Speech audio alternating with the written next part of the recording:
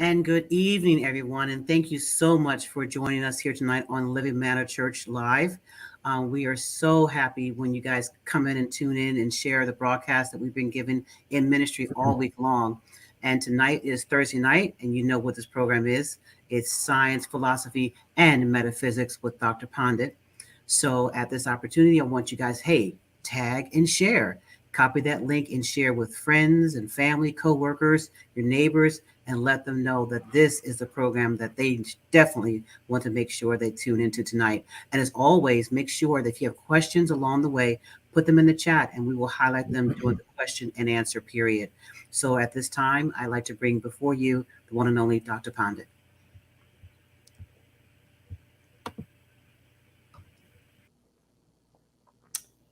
Hello and welcome again. Those of you who have been with us all along, welcome. And if you are joining us for the first time, welcome to you again. Well, not again, but welcome. We will do a little bit of a review. So let's just get on with the frames right now and start the review and then get on to today's topic. So we are talking about a search with science, philosophy, and metaphysics. And in that search, we decided that it would be done in a certain way. We described those ways, and we have been doing this now for 4 weeks, 5 weeks. So let's have a short review. As neutral inquirers, we ask the question, does God really exist? And then we engaged in pan process as neutral inquirers. The pan process, we said, would be fair and unbiased, so we'd look at both sides of the question. God exists, God does not exist. And for that, we had to use 4 columns of argument, 2 on each side, pro and a con. So column 1 would be arguments for atheism, column 2, arguments against theism, column 3, arguments for theism, column 4, arguments against atheism. And when we did all 4, step back, we realized that the overwhelming weight of evidence showed that, based on scientific information and sound philosophy, the existence of God is a rational, intellectually credible claim. We saw that. But we also said that if there are any challenges to it, we should look at that as well. You remember Muhammad Rusht, who said you should look at the opposite side as well. So whenever there is uh, a contrary claim, we should examine that as well. The contrary claim is the theory of evolution. So we should honestly look at that. Today, we're going to look at the theory of evolution, the first one. Next week will be the second one. Today is just the fundamentals. But before that, 4 quick premises or earlier comments. Here are the 4. Reason to examine evolution. Why would we examine this at all?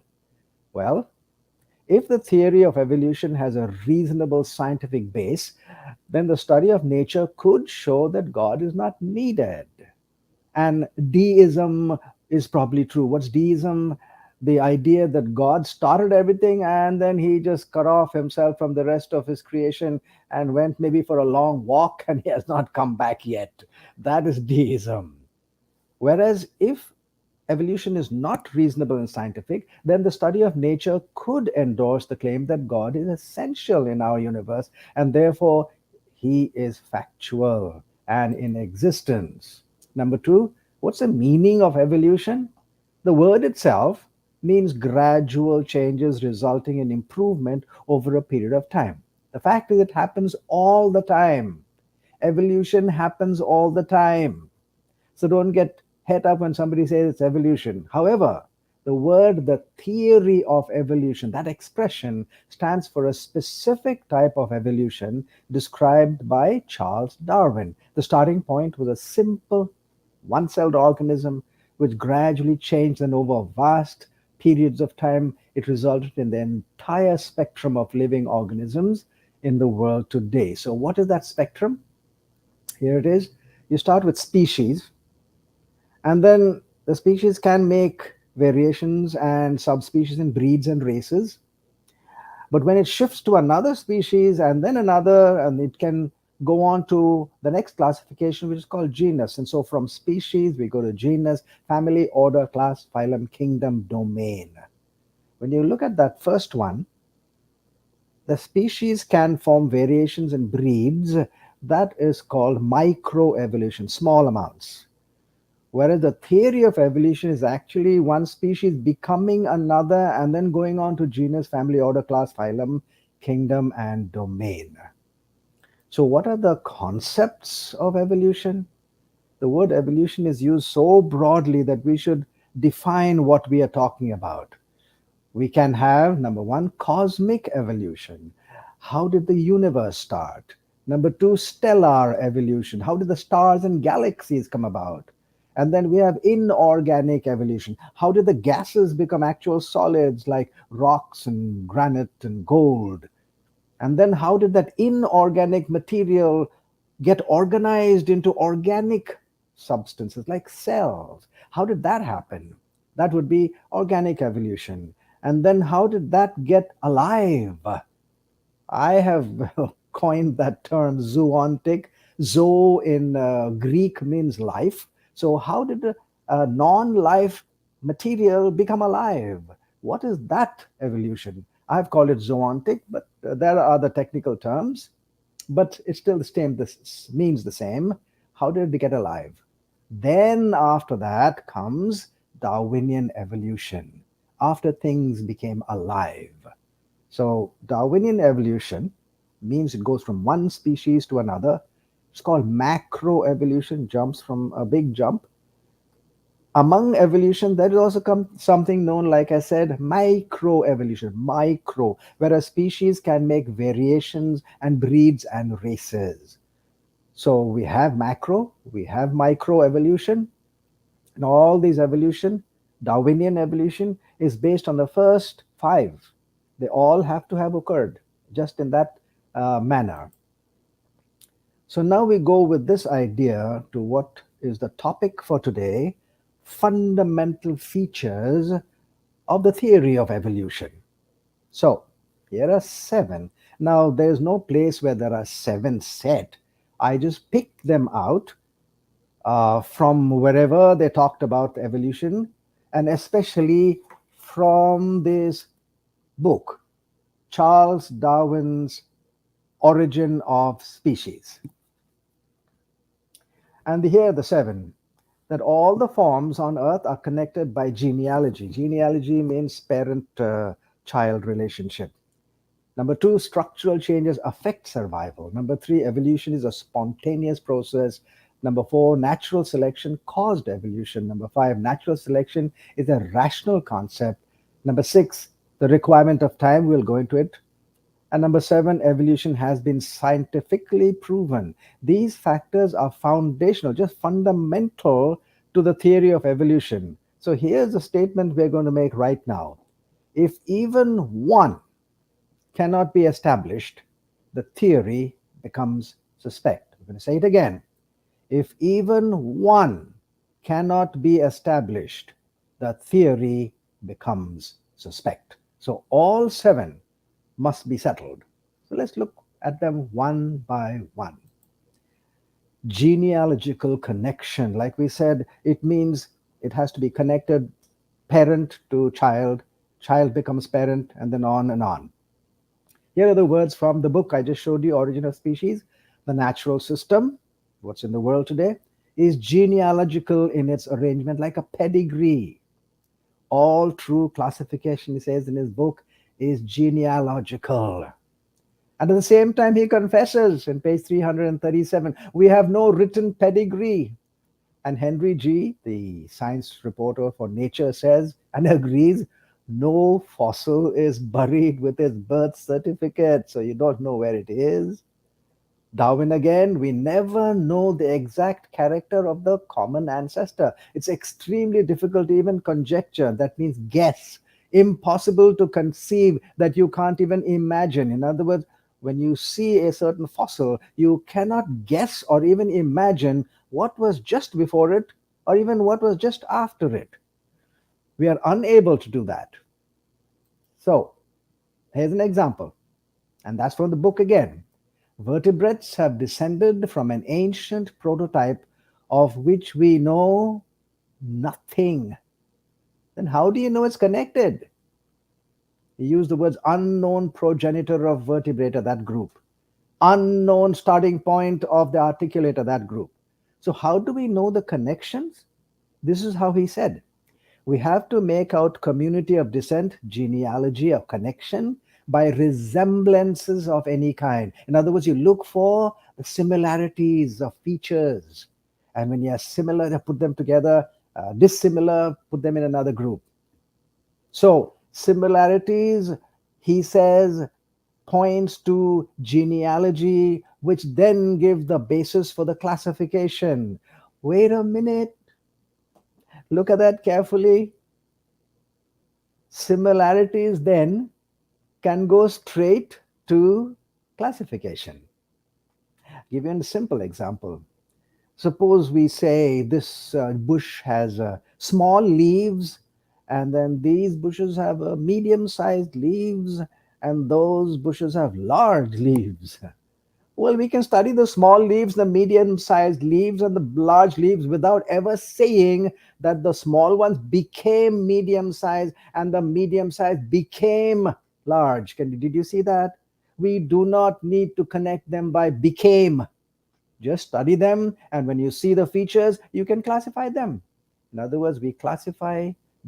If you classify based on similarities, we do not need genealogy at all. So the theory of evolution is not needed because the theory of evolution is based on genealogy. Here's history. Carolus Linnaeus, the father of taxonomy, the one who actually made the classification, he was a creationist, lived at least a century before Charles Darwin. He gave us our present system of biological classification. He didn't need genealogy at all in his work. Like I said, he lived a century before Charles Darwin. So we ask today, how is genealogy established? And here are the words of Charles Darwin himself: it needs a link of small intermediates, of small changes that connect one to the other. And look at his words: you need many of these intermediate links, and they should form nearly perfect chain. Only then can you say this one became this. A became B only when A went through small steps, and we could see those steps, identify those steps, and it went in one smooth chain. In the world today, in all the museums of the world, we have about 250,000 species of fossils. Not a single chain has been found connecting any two fossils. So, what is the basis of the theory then? And you hear the word missing links all the time. Oh, we found this missing link. Oh, we found that missing link. Look, the words missing links are extremely misleading because it portrays a chain connecting two species that is nearly complete and is deficient only in one or maybe two links. But that's not the picture really. The whole chain is missing in every instance. So nobody should ever use the word missing link. The concept of links is valid only when a chain is present. Think, where is the chain in which the links are missing? So you first have to get the chain. Think critically, think rationally, my friends. To take a line of fossils and claim that they represent lineage or a line, connected line, is not a scientific hypothesis, but an assertion that carries the same validity as a bedtime story. It is effectively impossible to link fossils into chains of cause and effect in any valid way. Each fossil represents an isolated point with no knowable connection to any other fossil, and all float around in an overwhelming sea of gaps. That was Henry G., science reporter, in his book In Search of Deep Time. Why did he say that?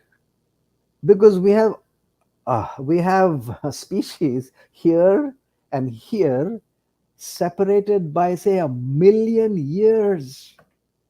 How do you say they're connected at all? Suppose I said I was a descendant of Alexander the Great. I puffed up my chest, Alexander the Great. And you ask me, hey, how come you're claiming that? And I say, yeah, he's my ancestor.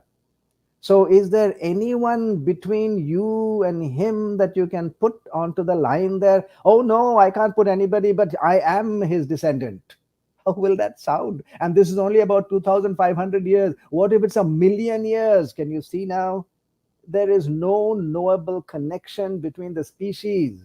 It is just made up because there is a theory there. Evidence missing. Genealogy has never been proved. Let's take a short break.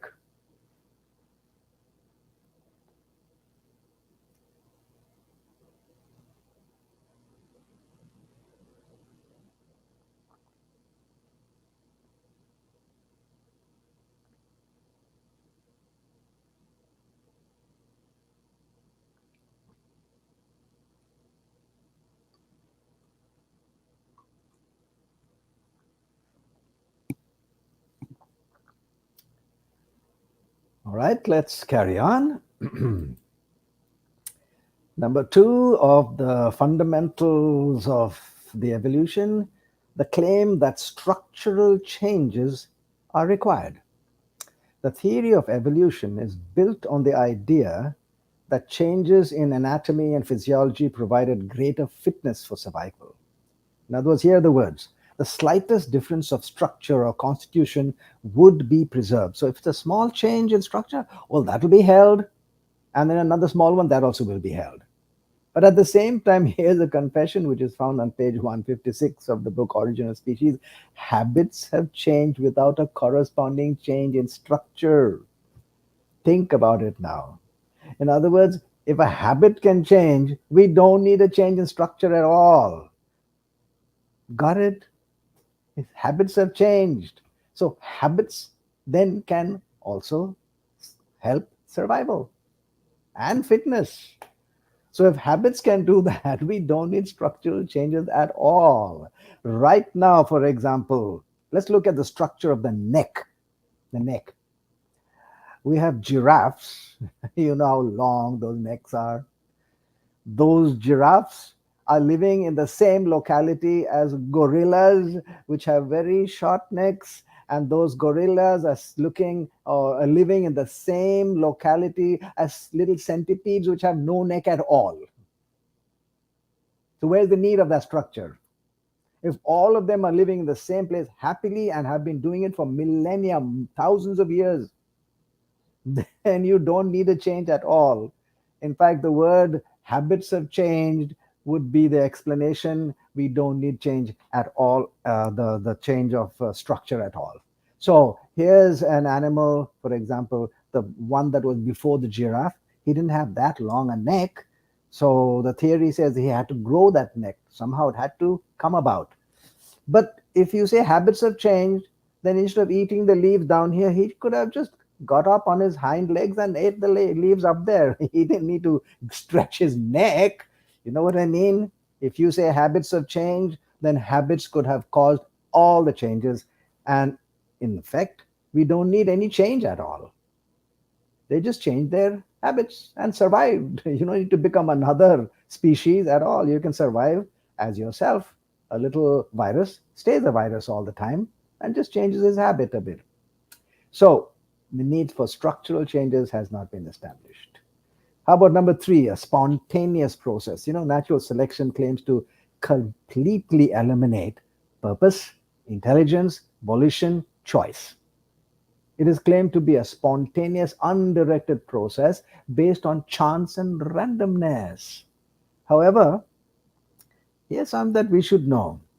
The source of the concepts of the theory of evolution didn't come from a study of nature. The components of the theory were borrowed from the breeding experiments of Charles Darwin.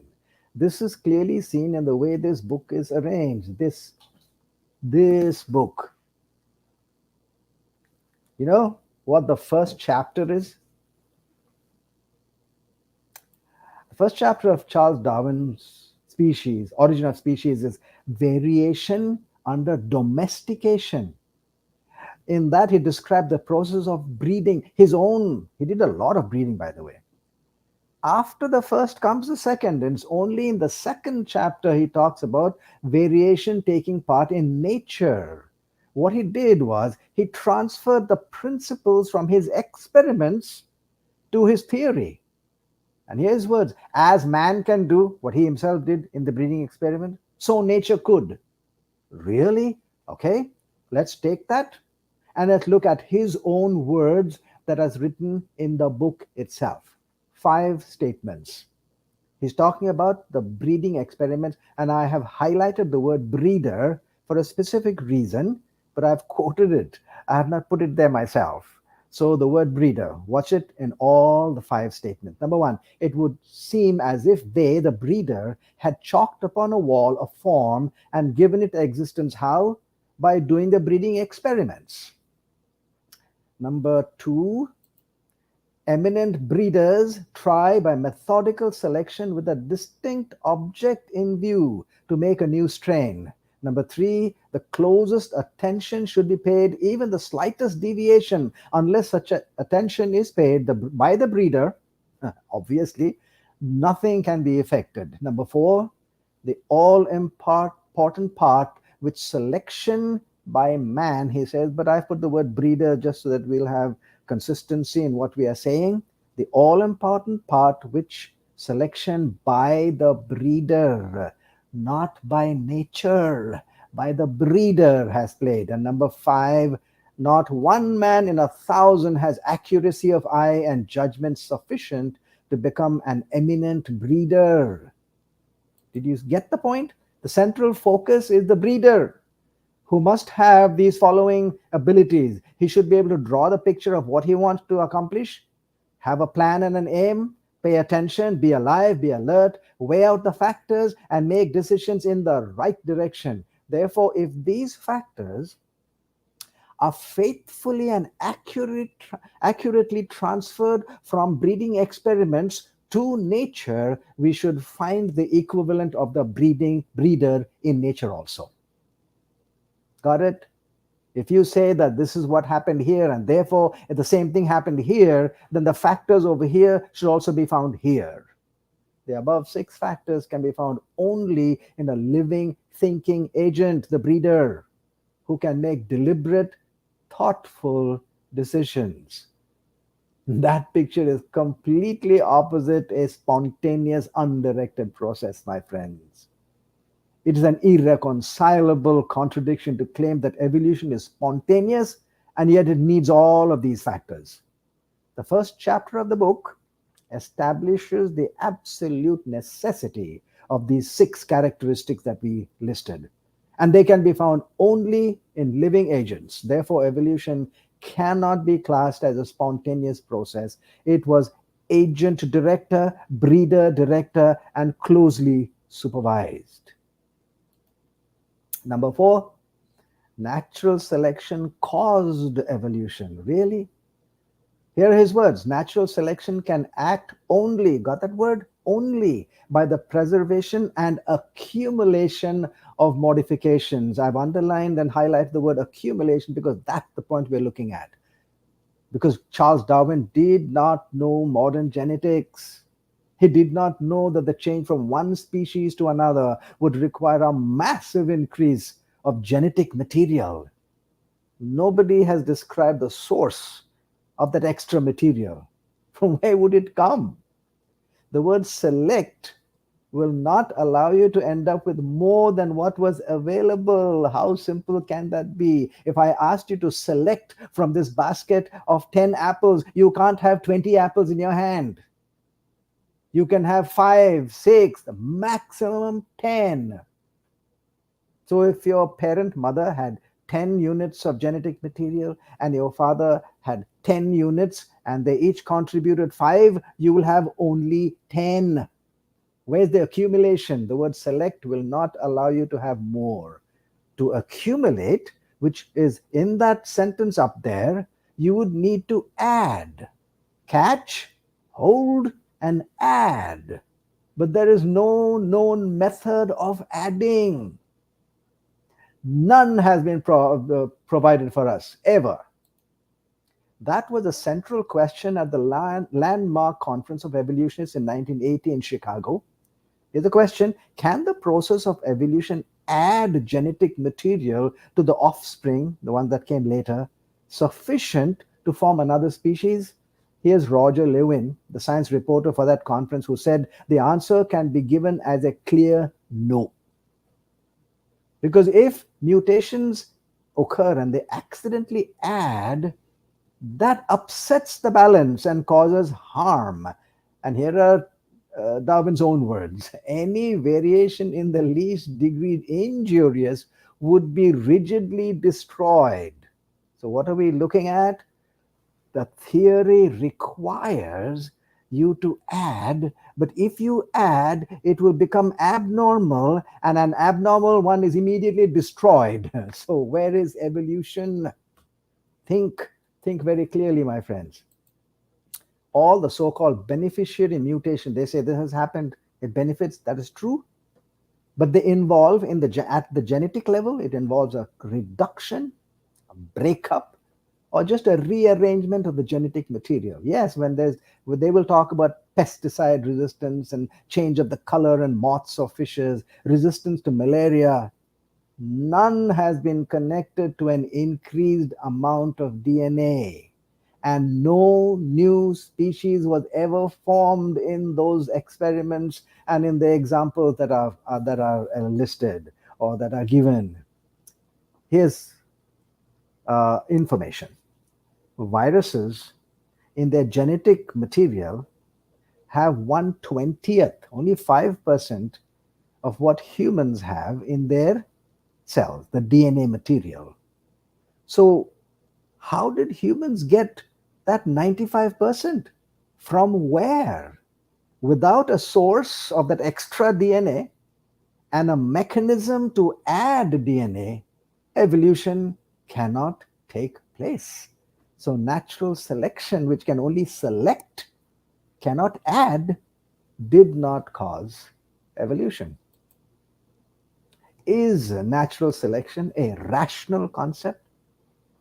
The definition of natural selection is given by Darwin on page 75 of his book, and here are the words: this preservation of favorable variations and the rejection of injurious variations I call natural selection. So, two things are happening: you preserve and you reject. Can you see that? Preserve, reject. And he calls it natural selection. Those two words are what we're going to look at just now. Selection, as soon as you hear the word selection, it would depict knowledge of what is favorable and what is not favorable. Knowledge of the possible outcomes and correct predictions, knowledge of the laws of cause and effect, knowledge of aims and purposes. You need a whole lot of knowledge to make choices. And this is selection, which is a form of a choice. The second word there is natural. Natural depicts that which is undirected, unsupervised, random, and purposeless, where knowledge is not necessary at all. You don't need any knowledge to be random. Did you get that? So these concepts are at odds, and actually they are contradictory. Anything natural cannot select, because selection requires information and thought processes. Giving a process in nature, the human characteristics of physical activity and energy, mental acuity and life, as if it can do things and choose, is called reification. It is justified in poetry and prose. You can't say natural selection did this because it didn't do anything. It cannot be the basis of scientific theories. So the correct combination, now watch this, the correct combination should be either natural randomness or intelligent selection. Natural selection is an oxymoron. It is not a rational expression. Let's take a break.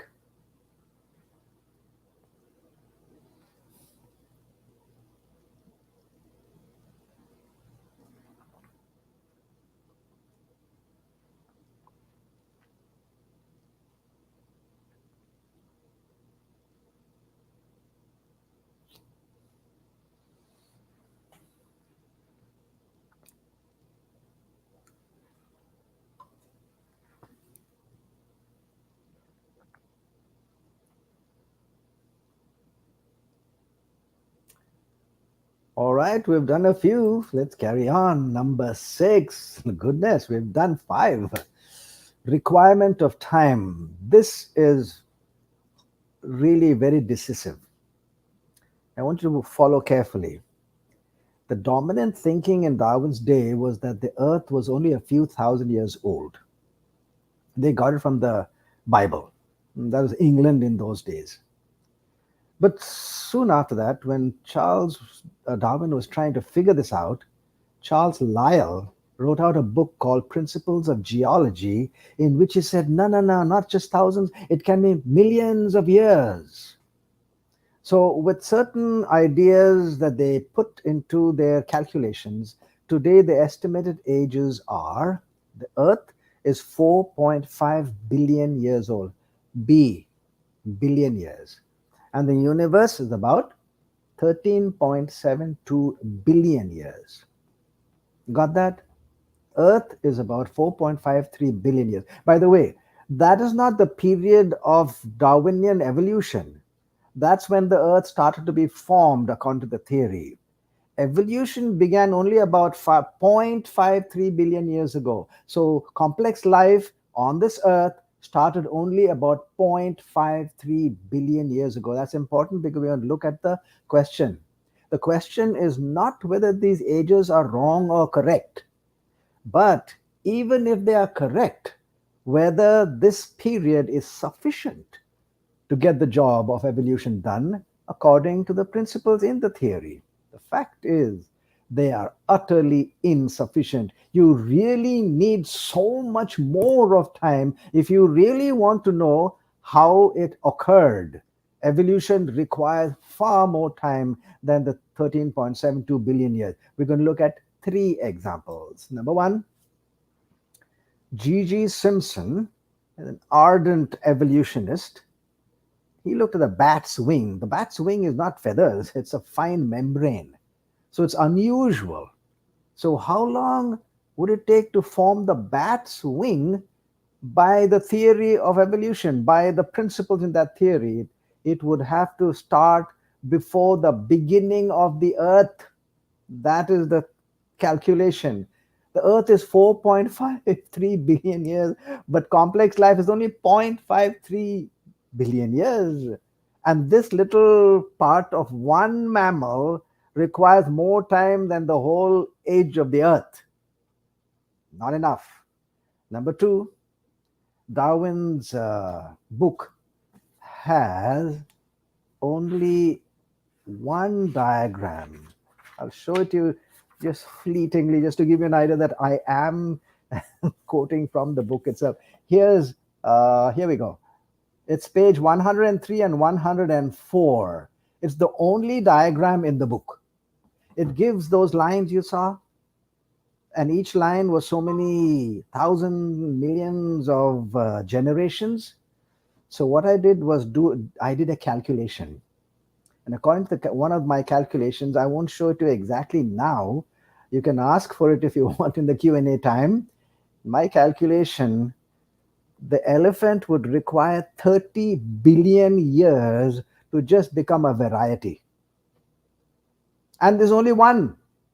Look, there are at least 1 million other species.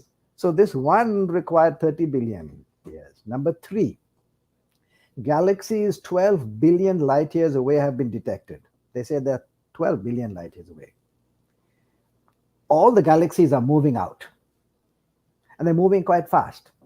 Our Milky Way galaxy is moving at the speed of 600 kilometers per second, which means about 19 billion kilometers per year. So if that is 12 billion light years away, that galaxy, even if it was speeding away at 10 times the speed of the Milky Way galaxy, it would require 7,000 billion years to get there. So the whole universe does not afford enough time for evolution. Therefore, either the way we are computing time or the theory itself is suspect, because it is not harmonizing. If you say it happened and you need this much of time, and you don't have that much of time. You can't crush 7,000 billion years into 13 billion years, my friends. That is too much of a change. So there's a big question, right? It's very big a question. Number 7, the last one that we're going to look at today. Evolutionary scientists today treat the theory as if it is a proven scientific fact. When I was talking once at the University of Arkansas, there were 5 atheistic professors in the front row, and they called the theory of evolution not just a theory, they called it the law of evolution. They take it to be absolute fact. But really, if you read the book, Origin of Species, it just falls apart. Here is a statement by Professor George Levine of Rutgers University, who wrote the introduction to the book. And the introduction is here in this book. Look what he says. Nobody knew better than Darwin what he had failed to prove. And here are Darwin's own words, concurring. When we descend to the details, we cannot prove that a single species has changed, nor can we prove that the supposed changes were beneficial, which is the groundwork of the theory. So what was Darwin holding on to? He looked to the future. And here are the words: future geologists discovering in a fossil state numerous intermediate gradations. In other words, that chain that we talked about, smooth chain, we should find that, he said. Based on that finding, his theory was set. But after 160 years today, we haven't found even one chain connecting any 2 species. So Oswald Spengler said these words: there is no more conclusive refutation of Darwinism than that furnished by paleontology, the study of fossils, and that's the one they all point to as their basis for their theory. There is not the slightest evidence that any one group of the major groups arose from any other. Each fossil represents an isolated point with no knowable connection to any other fossil, and all float around in an overwhelming sea of gaps. These words from Colin Patterson, they were spoken at a lecture. He's from England, and he came to America, to New York, and he spoke to the American scientists, and this is what he said: we have tested it. It means the theory of evolution, and it has been falsified precisely. Evolution conveys no knowledge, but seems to convey anti-knowledge, which is harmful to systematics. And we can't go into it right now, but if you want to read that whole transcript, it is available on the internet. Exactly what he said. I'm quoting from that transcript. So not only has the theory of evolution not been proved, it has been disproved, and worse, it has been shown to be harmful and actually anti-science. Evolution then has not been proved. So here are the 7 fundamental features we looked at today. Structural changes. They don't have to be there for survival. Evolution is a spontaneous process? Of course not. It was very heavily supervised. Natural selection cannot cause evolution because selection can only result in the same or reduced amount of genetic material. Selection as a rational concept? No, the words natural and selection do not harmonize. They are an oxymoron. The requirement of time is simply too much. And evolution has been scientifically proven? Of course not. It has not only not been proven, it has been disproven. And we had said right in the beginning, if even one cannot be established, the theory becomes suspect. And what have we found? Not even one has been established. Think critically, my friend. What's critically? You do the thinking. Think rationally. What's rationally? You give a reason. With those words, Q&A session.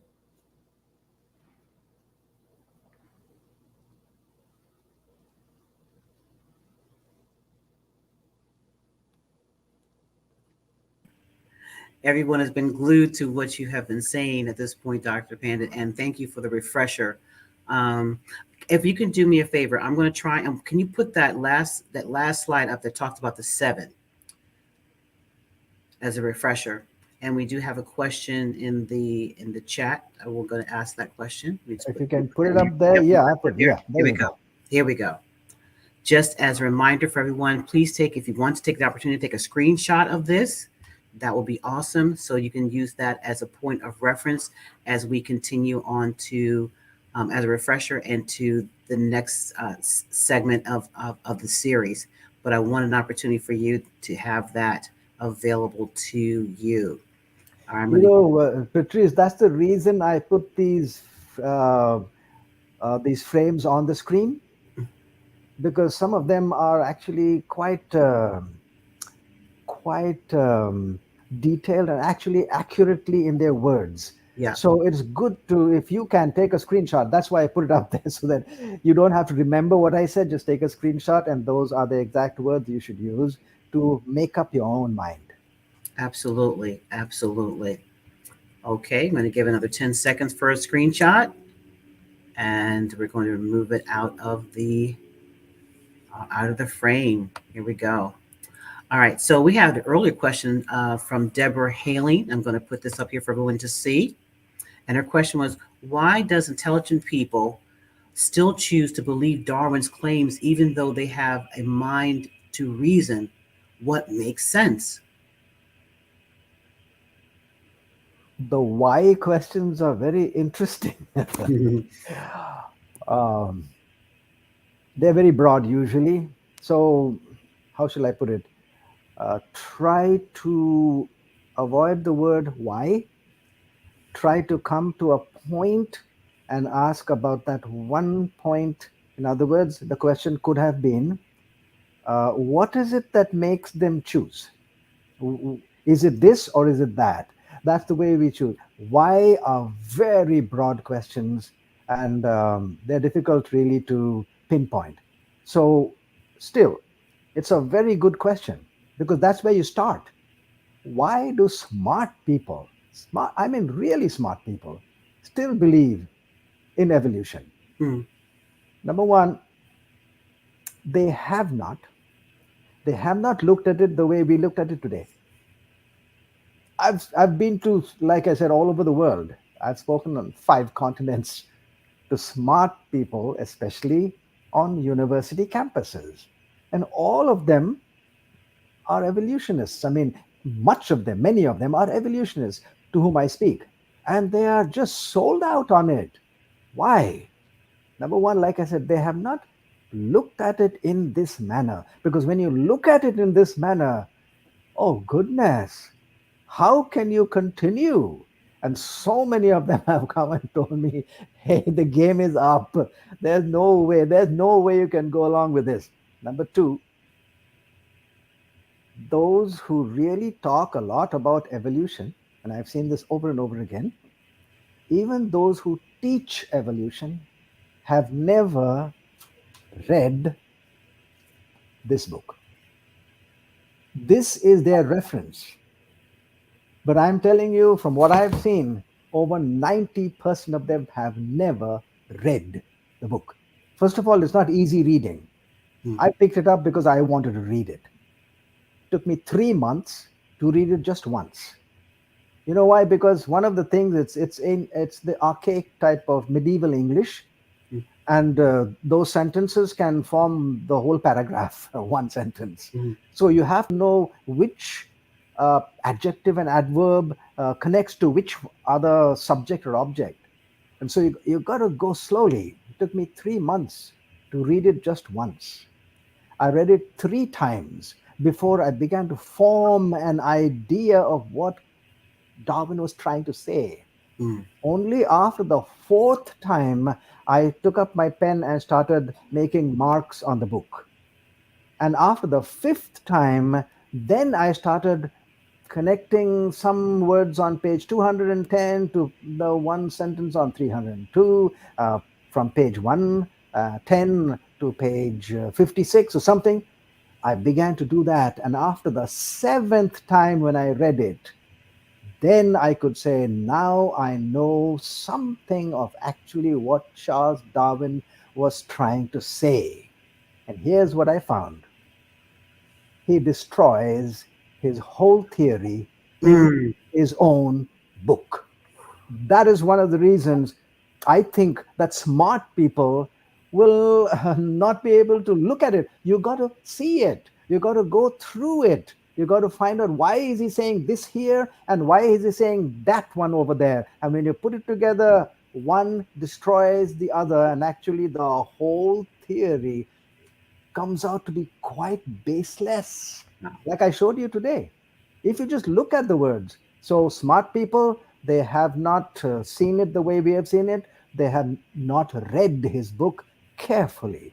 They have just swallowed what somebody else says, and it makes good sense to them because they don't like the idea of creation, they don't like the idea of God. And so, this is so much smarter. It appears to be so much smarter, but really, it is not all that smart when you look at it carefully and actually go with piecemeal, one point after another. It breaks down.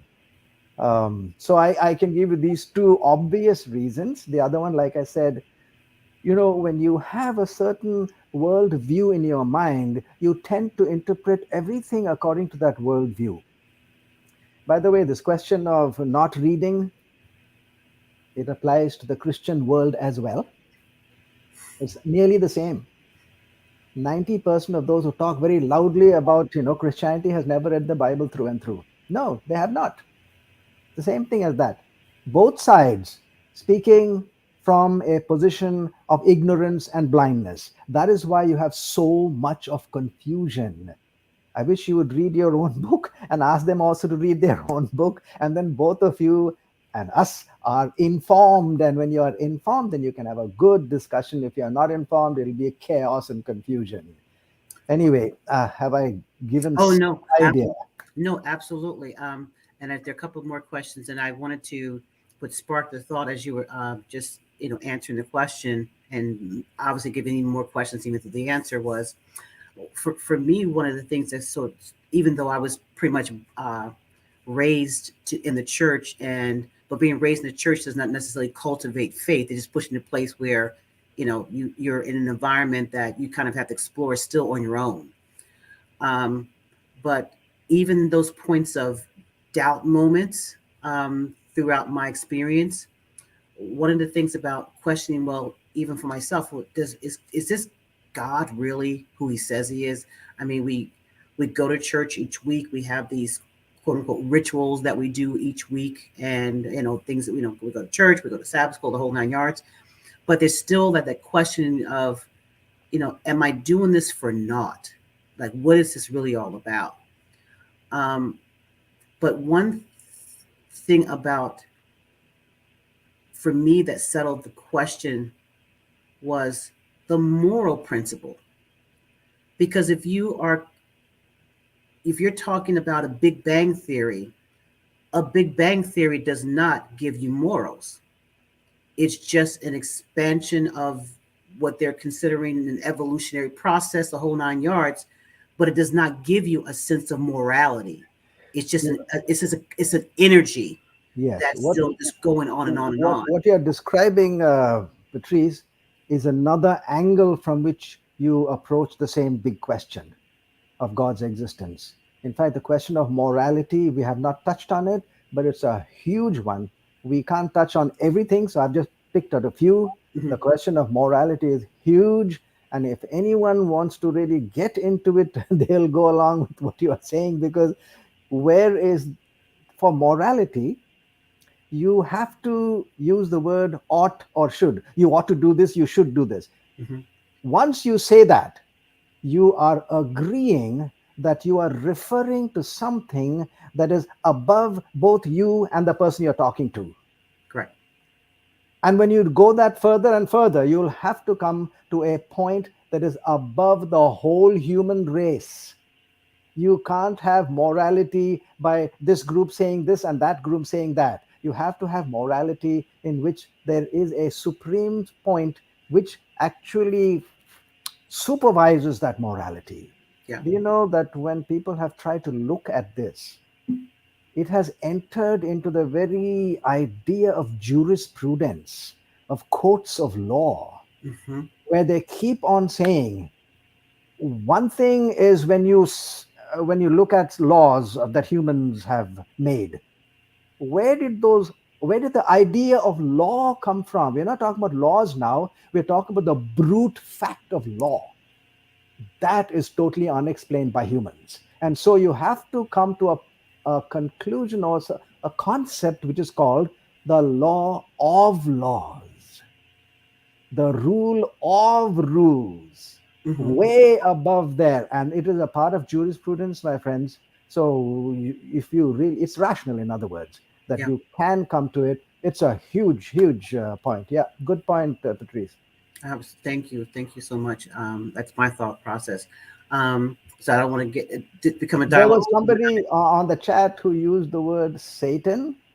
I I am I saw that. I am suggesting that you don't go to those words because they mean nothing to an atheist or an evolutionist. So we're not dealing with those words now. We're dealing with only science, philosophy, and then with those two, we are going to do metaphysical. If we start with a belief system already, Yeah. then we are not making our case to the public.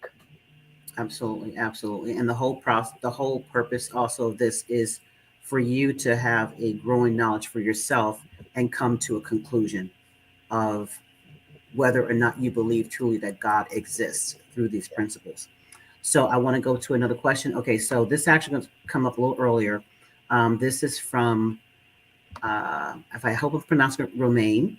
My brother-in-law believes that there is a God, but does not believe in Jesus. Is there any proof that Jesus exists? Once again, a very good question. We should be careful in the way we use words. When you do metaphysical topics, there is no such thing as proof. Is there ultimate proof? There is. But humans have no way of reaching that and bringing it here and saying this is the proof. When you do metaphysical topics, we do what is called abductive reasoning. In other words, you look at the possibilities and look for the evidence, and that's why we use the word weight of evidence. So, good question. Shall I change it to just a little bit? Is there any weight of evidence that Jesus exists? So, when you look for a weight of evidence, you can't go to the Bible because that's the place where his story is written. So you're asking really, and I am hoping that this is the question you're asking: is there any evidence of the existence of Jesus outside the Bible? If there is, then it forms a form. It's a form of evidence. If it's inside the Bible, then it's circular reasoning. The Bible is talking about Jesus, so it'll of course agree that he exists. Now, if you talk about that, we're going to come to that, by the way. We are just talking now about the existence of God. So we have to go step by step. But since you have asked, I'm going to answer it, because when it comes, it will be a repetition, and repetition is always good for those who want to learn. So let me tell you right now, there's plenty of evidence of the existence of Jesus outside the Bible. Plenty. In fact, the words of, I think it's F.F. Bruce, who's a very well known theologian, he says, there is more proof for Jesus than there is for Julius Caesar.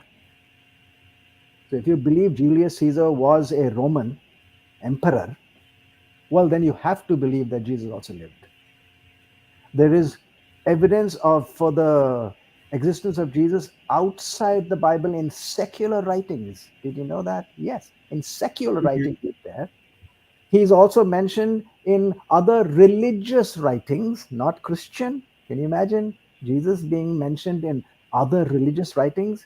And he is also mentioned in Christian writing outside the Bible. So these three: secular writings, religious writings which are non Christian, and Christian writings which are outside the Bible. They put all those three, they are there. Of course, he existed. He's a historical figure. We will come to that later on, because now we are doing existence of God. Later on, we'll have to ask, what is the identity of that God? Does he have a name? That's when we get into this questions, and I think we will enjoy that. Awesome. We're going to have two more questions, and please know that if you have any additional questions, and I do see them in the chat, I will forward those on to Dr. Pandit to answer at another time. So let's. This one is from Charlotte Stanforth.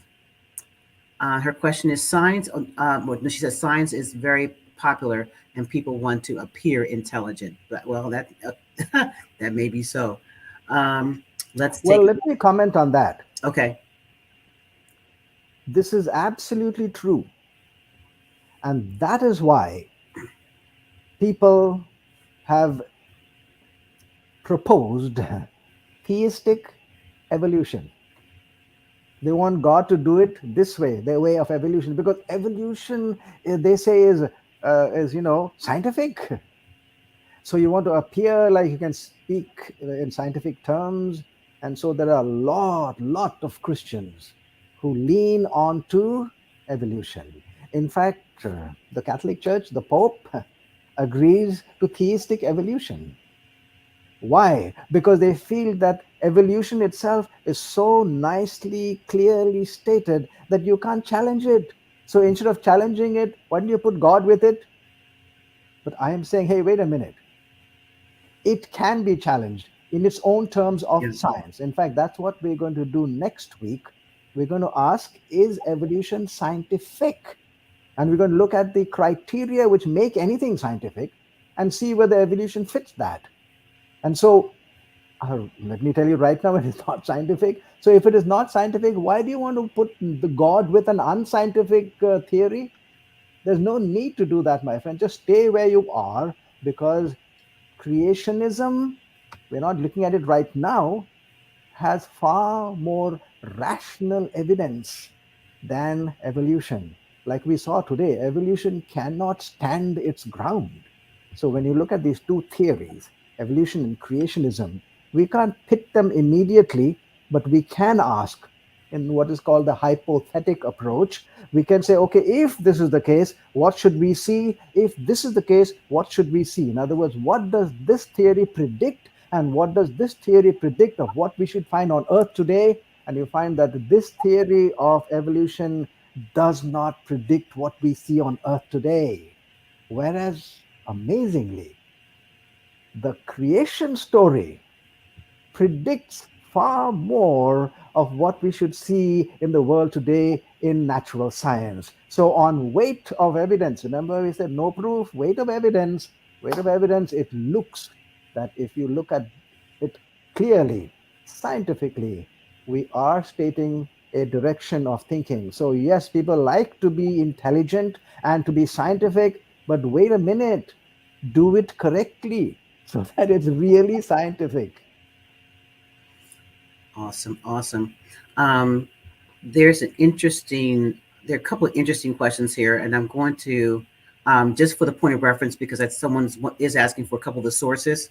So here's the question: is where can we find this evidence of Jesus outside the Bible? So are there a couple of books you can mention? Um, Look, this is not the question we're asking right now. You're jumping to about 3 or 4 sessions ahead. I know how it feels, because you say, "Hey, I believe this. I need that." What we're doing, my friends, is settling this, because this is not settled. Mm, No use going to Jesus unless you settle all of this now. If you go straight to Jesus, your foundation will be weak. Your foundation, when the storm comes, will be wobbly. understand. No, we want to settle this now. So, your question again? What were the sources? Let me see. Now, it's a good question, by the way. I'm not throwing it out. I'm just saying don't go to that until you have settled this, all that we are doing right now. Okay. Otherwise, you want to be a preacher, you want to tell everyone, hey, this. But when they ask you about what we discussed today, ooh, we get all stuck, and then your credibility goes down. So you can't talk about Jesus after that. if your credibility goes down on this question. So the places, look up, for example, it's a big compendium, The New Evidence That Demands a Verdict by Josh McDowell. The New Evidence That Demands a Verdict by Josh McDowell. It's hundreds of pages, but there you will find evidence of Jesus outside the Bible. Very nicely written out. I mean, it's so many pages there. It's a good place.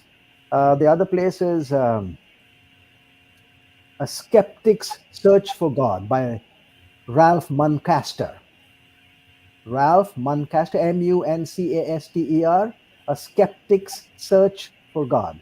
You might find some there. But the big one would be The New Evidence That Demands a Verdict by Josh McDowell. There are others too. Josh has written another book, More Than a Carpenter. That's another one, More Than a Carpenter. Look at that as well. I'm just saying it offhand right now. Yeah, I think it's just more just giving a couple of sources, because you did mention that there are some sources outside the Bible that prove that. So I think that was good in terms of just giving them that, give them a couple of references. All right, this one I think is actually kind of co-signing what you were saying earlier. This is from Michelle Watson Grant. The Bible says that the earth was without form and void at the beginning, which seems to suggest that God created that raw material ions ago, and 6,000 years ago, he decided to do something with it. Thoughts? Eons ago. Got it. Yeah, that's right. This is another common way of trying to split Genesis 1:1, to say that he created the earth one, and then after he created everything, and then it was void, and then he did something about that void and without form, and he did something else.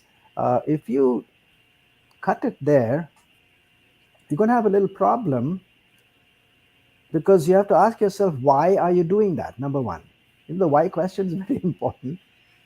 Why would you cut it? Why would you say that there are two different creations then? The moment you say there are two different creations, then you should be able to supply some evidence that there are two creations. And the whole of the Bible never ever mentions two creations. Anywhere, it always mentions only one. So, what we are saying, my friends, is that there was only one creation. When he did everything, all the universe and the earth, it was at the same time. So, do we have any evidence in science that it might have been done together? Yes, if you notice, I'm not sure which one, the first or the second of our series, when I said, I'll give you just one example. I said, when you look at the mass of the universe, okay, the mass of the universe, which is now known universe, 1 trillion galaxies, each galaxy about 100 million stars. When you look at that mass that was formed at the beginning point, we know from mathematics and from astrophysics that if you had removed, I don't have the coin with me, 1 penny's worth of mass, if you had removed, the universe wouldn't have come into existence. If you had added just that 1 penny's worth of mass, the universe could not have formed. So we're not talking about just this earth separate from the universe. That's what I'm trying to say. You do not separate them. They're all tied together. All the laws of the universe are found on this earth, in the moon, in the sun, in our galaxy, next galaxy, and a galaxy 10 trillion miles away. All of them were formed with one central source of command. And that is why when historians of science look at how science, our modern science, came into being, they say that it had to be a monotheistic God that did it. One God doing the whole thing. So it can't be one God doing Jupiter and then thinking about the earth one day and then thinking about the sun another day. No, everything had to come together. So I would suggest that if you keep it together, the first verse of that chapter, if you keep it together, it still makes good sense. Awesome. Well, we thank everybody for joining us tonight. As you can tell, these questions are going to get deeper and a little more complex in terms of our understanding. But I'm so thankful for Dr. Pandit's patience to answer every question. And as he always says before, there is no question that is Dumb. dumb. That's the word he You used. know, yeah, there's a question out there, if you don't mind. Mhm. There's a question out there, if you don't mind, I will just comment on. Which It one? says, what is the substance of faith? Okay, let's pull that up. What is the substance of faith? Okay. Can you see it? It's on the chats. I can Yeah, see I'm it. going through this. I'm scrolling through the chats now. Oh, here it is. Here we are. Good evening. What is the substance of faith? I'm guessing it is from the Bible. The Bible says the faith is the substance, right? So I'll just clarify one little thing, and then that should be enough to start off on this discussion. The difference between faith and belief. Belief is the ability to accept any claim as true. So somebody says something, you you accept it as true, that is belief. It has nothing to do whether the belief is true or false. So in other words, a belief can be utterly false. Faith is different. I like the definition by the late Benjamin Warfield from Princeton University. He said, faith is in all its exercises alike a form of conviction and therefore must necessarily be grounded in evidence. Belief without evidence is blind belief. Belief with evidence is faith. So now, another two quick things. Developing of faith requires evidence. You cannot have faith without evidence that the source is reliable, is dependable, is faithful. It's impossible to have faith in a person who you know is unfaithful. You have to have evidence that the person is reliable and is faithful, dependable. Now, once you develop that faith, now you have faith. Now you do not need faith to relate to that person again in a faith manner. So once you develop, when you express faith, you don't need evidence at all. Did you get the difference? To develop faith, you need evidence. To express faith, you need no evidence because you already found him to be faithful. So when you do that, faith itself becomes the evidence. Faith itself becomes the substance. What's the meaning of substance? Suppose you want a table made of wood. What is the substance? Wood. What's the product? Table. Now watch. Do you want strength? Bring the substance to God. Faith. Faith is the substance. He will give you strength. Do you want righteousness? Faith is the substance. Bring the substance. He will give you the product. Mm. Bring the substance, he will give you the product. You cannot form the product. Only God can form the product. You can bring the substance, and he's made it the easiest for anyone on earth. Simply bring your trust to me. I will give you the product of whatever you want. And that's why he said, I am. I am everything. I am everything. Bring your substance to me. I will give you the product. What a God we serve. And what a God we serve. Well, thank you so much, Dr. Pandit, for tonight's segment. This is getting more awesome every week. So, and for everyone that's watching, we thank you so much for tuning in tonight. Remember, you can watch the rebroadcast of that, and don't forget, hey, remember, take your screenshots if you need to. Even with the rebroadcast, you can go back, stop the video, take your screenshots, and share them. And don't forget to share the link. Share Living Matter Church, Power of the Land Ministries. And thank you so much for watching the broadcast tonight. And we will see you, God willing, next Thursday at 7 p.m. Eastern Standard Time. Until then, have a great night.